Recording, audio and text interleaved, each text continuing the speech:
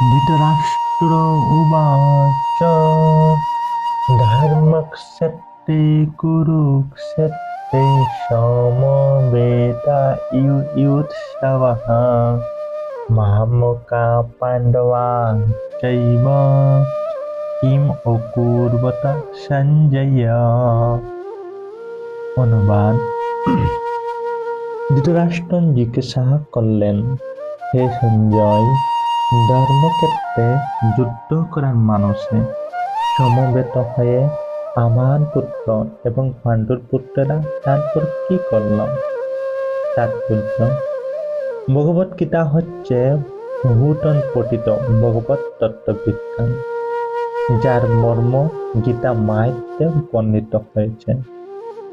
সেখানে বলা হয়েছে, ভগবত গীতা পাঠ করতে হয় ভগবত তত্ত্বদর্শী কৃষ্ণ ভক্তের তত্ত্বাবধানে। ব্যক্তিগত দৃষ্টিভঙ্গির পরিপ্রেক্ষিতে গীতার বিশ্লেষণ করা কখনোই উচিত নয়। গীতার যথাযথ অর্থ উপলব্ধি করার দৃষ্টান্তে ভগবত গীতাই আমাদের সামনে তুলে ধরেছে অর্জুনের মাধ্যমে, যিনি স্বয়ং ভগবানের কাছ থেকে সরাসরিভাবে এই গীতার জ্ঞান লাভ করেছিলেন। অর্জুন ঠিক যেভাবে গীতার মর্ম উপলব্ধি করেছিলেন, ঠিক সেই দৃষ্টিভঙ্গি ও মনোবৃত্তি নিয়ে সকলেরই গীতা পাঠ করা উচিত। তাহলেই গীতার যথাযথ মর্ম উপলব্ধি করা সম্ভব। সৌভাগ্যবশত যদি কেউ গুরু পরম্পরা সূত্রে ভগবত গীতার মন করা ব্যাখ্যা ব্যতীত যথাযথ অর্থ উপলব্ধি করতে পারেন, তবে তিনি সমস্ত বৈদিক জ্ঞান এবং পৃথিবীর সব রকম শাস্ত্র জ্ঞান আয়ত্ত করতে সক্ষম হন। ভগবত গীতা পড়ার সময় আমরা দেখি অন্য সমস্ত শাস্ত্রে যা কিছু আছে তা সবই ভগবত গীতায় আছে। উপরন্তু ভগবত গীতায় এমন অনেক তত্ত্ব আছে যা আর কোথাও নেই। এটি হচ্ছে গীতার মাহাত্ম্য, এবং এজন্যই গীতাকে সর্বশ্রেষ্ঠ শাস্ত্র করে অভিহিত করা হয়েছে। গীতা হচ্ছে পরম তত্ত্ব দর্শন, কারণ পরমেশ্বর ভগবান শ্রীকৃষ্ণ নিজে এই জ্ঞান দান করে গেছেন। মহাভারতে বর্ণিত ধৃতরাষ্ট্র ও সঞ্জয়ের আলোচনার বিষয়বস্তু হচ্ছে ভগবত গীতার মহৎ তত্ত্ব দর্শনের মূল উপাদান। এখানে আমরা জানতে পারি যে এই মহৎ তত্ত্ব দর্শন প্রকাশিত হয়েছিল কুরুক্ষেত্রের রণাঙ্গনে, যা সুপ্রাচীন বৈদিক সভ্যতার সময় থেকেই পবিত্র তীর্থস্থানরূপে খ্যাত। ভগবান যখন মানুষের উদ্ধারের জন্য এই পৃথিবীতে অবতরণ করেছিলেন, তখন এই পবিত্র তীর্থস্থানে তিনি নিজে পরম তত্ত্ব সমন্বিত এই গীতা দান করেন। এই শুরুকে ধর্মক্ষেত্র শব্দটি খুবই তাৎপর্যপূর্ণ, কারণ কুরুক্ষেত্রের যুদ্ধক্ষেত্রে ভগবান শ্রীকৃষ্ণ অর্জুন তথা পাণ্ডবদের পক্ষে ছিলেন। দুর্যোধন আদি কৌরবদের পিতা ধৃতরাষ্ট্র তার পুত্রদের বিজয়ী সম্ভাবনার সম্বন্ধে অত্যন্ত সন্দিগ্ধ হয়ে পড়েছিলেন।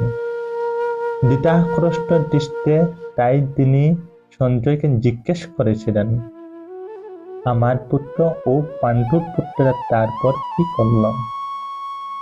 তিনি নিশ্চিত ছিলেন যে তার পুত্র ও পাণ্ডু পুত্রেরা কুরুক্ষেত্রের বিস্তীর্ণ ভূমিতে যুদ্ধ করবার জন্য সমবেত হয়েছিলেন, কিন্তু তবুও তার অনুসন্ধানটি ছিল তাৎপর্যপূর্ণ। তিনি চাননি যে পাণ্ডব ও কৌরবদের মধ্যে কোনো আপস মীমাংসা হোক, কিন্তু তিনি চেয়েছিলেন যুদ্ধে তার পুত্রদের ভাগ্য সুনিশ্চিত হোক। তার কারণ হচ্ছে কুরুক্ষেত্রের পূর্ণ তীর্থে এই যুদ্ধের আয়োজন হয়েছিল। বেদে বলা হয়েছে কুরুক্ষেত্র হচ্ছে অতি পবিত্র স্থান, যা দেবতারাও পূজা করে থাকেন। তাই ধৃতরাষ্ট্র এই যুদ্ধের ফলাফলের উপর এই পবিত্র স্থানের প্রভাব সম্বন্ধে শঙ্কাকুল হয়ে পড়েছিলেন। তিনি খুব ভালোভাবে জানতেন যে অর্জুন এবং পাণ্ডুর অন্যান্য পুত্রদের উপর এই পবিত্র স্থানের মঙ্গলময় প্রভাব সঞ্চারিত হবে, কারণ তারা সকলেই ছিলেন অত্যন্ত ধর্মপরায়ণ। সঞ্জয় ছিলেন ব্যাসদেবের শিষ্য, তাই ব্যাসদেবের আশীর্বাদে তিনি দিব্য চক্ষু প্রাপ্ত হন, যার ফলে তিনি ঘরে বসেও কুরুক্ষেত্রের সমস্ত ঘটনা দেখতে পাচ্ছিলেন। তাই ধৃতরাষ্ট্র তাকে যুদ্ধক্ষেত্রের পরিস্থিতি সম্পর্কে জিজ্ঞাসা করেন। পাণ্ডবেরা এবং ধৃতরাষ্ট্রের পুত্রেরা ছিলেন একই বংশজাত, কিন্তু ধৃতরাষ্ট্রের মনোভাব এখানে প্রকাশ পেয়েছে। তিনি কেবল তার পুত্রদেরই কৌরব পরে গণ্য করে পাণ্ডুর পুত্রদের বংশগত উত্তরাধিকার থেকে বঞ্চিত করেছেন।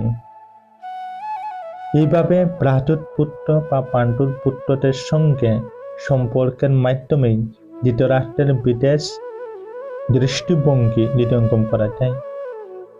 ধান খেতে যেমন আঘাতা করে তুলে ফেলে দেওয়া হয়, তেমনি ভগবত গীতার সূচনা থেকেই আমরা দেখতে পাচ্ছি কুরুক্ষেত্রের রণাঙ্গনে ধর্মের প্রবর্তক ভগবান স্বয়ং উপস্থিত থেকে ধৃতরাষ্ট্রের পাপিষ্ঠ পুত্রদের সমূলে উৎপাটিত করে ধার্মিক যুধিষ্ঠিরের নেতৃত্বে ধর্মপরায়ণ মহাত্মাদের পুনঃপ্রতিষ্ঠা করবার আয়োজন করেছেন। বৈদিক এবং ঐতিহাসিক গুরুত্ব ছাড়াও সমগ্র গীতার তত্ত্ব দর্শনের পরিপ্রেক্ষিতে ধর্মক্ষেত্র ও কুরুক্ষেত্র এই শব্দ দুটি ব্যবহারের তাৎপর্য বুঝতে পারা যায়।